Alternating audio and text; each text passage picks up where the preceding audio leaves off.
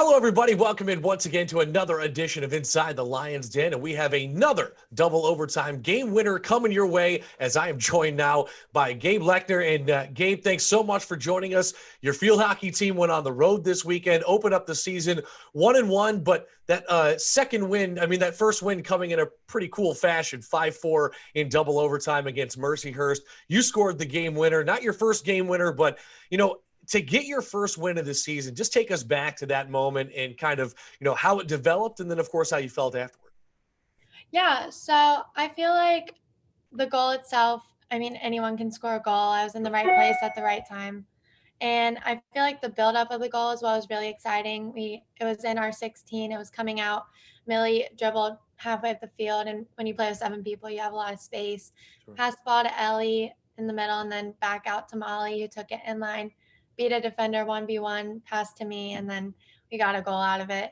And it's just really exciting because I feel like we were able to implement like everything we do at practice, Sure. which is more exciting because I feel like it shows a lot of growth within our own team rather than just scoring any goal. Yeah, absolutely. Like you said, it's one thing to score a goal, but it's another thing to execute the offense the way you wanted to execute the offense. And, first off, you got great broadcasting skills. So, I'm just saying you may have a future in broadcasting, but, looking at that play and kind of that up to that point in the game, of course, a very back and forth affair. You guys had a lead, saw it go away, all that kind of stuff. What is it that was so special about that win and to launch you now head first into the rest of your season? I really feel like it gave us that confidence boost. We had a chip on our shoulder, obviously going into that game, having losing the day before. Sure. But I think our mentality is what really helped us. We didn't hang our heads low and we just kept pushing through and being positive through the entire game. And our coaches were just telling us that we got to dig deep right here. And they just believed that we could do it and we did it. Sure. Well, you are a veteran of this team, and going into this season, I know, the end of last season not turning out the way you wanted it to in the SACC championship game. However, you guys have a brand new lease on life here in the fall, going in, another chance to take it back to that championship game, come away with a win.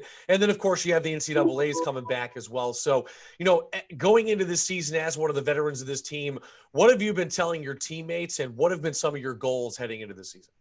Yeah, so we actually went over it yesterday, our goals for the season, and obviously it's to win the SAC championship. Sure. It's never been done in program history. We're very close, and I know that we can do it.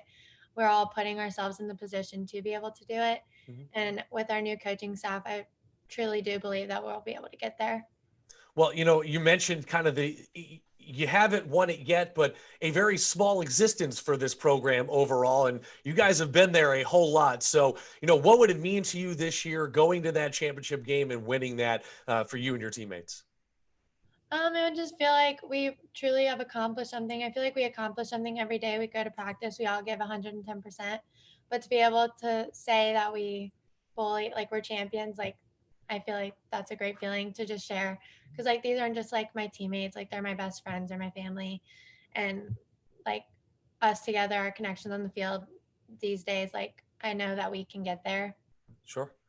Speak a little bit more about that connection, because I know we did media day and you guys were a lot of fun because you guys just seem so close overall. Can you talk about that sense of environment and how Coach Kist has helped you guys develop that? Yeah, I felt like when I came in as a freshman, I got the opportunity. We actually went to Ireland before our preseason, and it was just really exciting because we got the chance to connect before we actually step on the field here. But even like my sophomore year, I felt like we were really inviting, and I felt like everyone above me was really inviting, all the upperclassmen. We were still learning so much about each other every day, and there's still some things I'm sure I don't know about, but Sure. we spend every day during preseason together and we don't get tired of each other somehow, where most teams they do. Sure. And we just have a really special bond with our coaches and with each other. That's awesome to hear. And, before I let you go, you, of course, being one of those fall sports that unfortunately last year didn't have a fall season, played in the spring, but can you talk a little bit about what it's meant to you and the team to have a full season, have a preseason back, and just to have that developmental period, like you said, both on and off the field? Yeah, so obviously because COVID, we didn't play last fall, but we took that time and we couldn't do anything with our coaches, but the team, it's like ourselves, we made it. We did conditioning to prepare for the spring because we knew we had that short season and we still wanted to make the most of it because at the end of the day, we were still playing for a SAC championship, which is still something we're trying to accomplish. And so we had a quick turnaround time over summer, but I think everyone worked their butts off to be in the best possible shape and mentally and physically to show up for each other every day. And I think that's something we all do a really good job of. Well, I've said this on the air before, and I've messed around, but I do not envy you guys and your lower backs in terms of the way you guys play. However, it's a whole lot of fun to watch you play. I know you guys are coming back on the 15th for your opening day here against Limestone. Always a big matchup, of course. So we are very excited to see you guys take the field for that. And Gabe, thanks so much for joining us. Best of luck in the upcoming week. And of course, we'll see you next Wednesday right here at Bassant Field.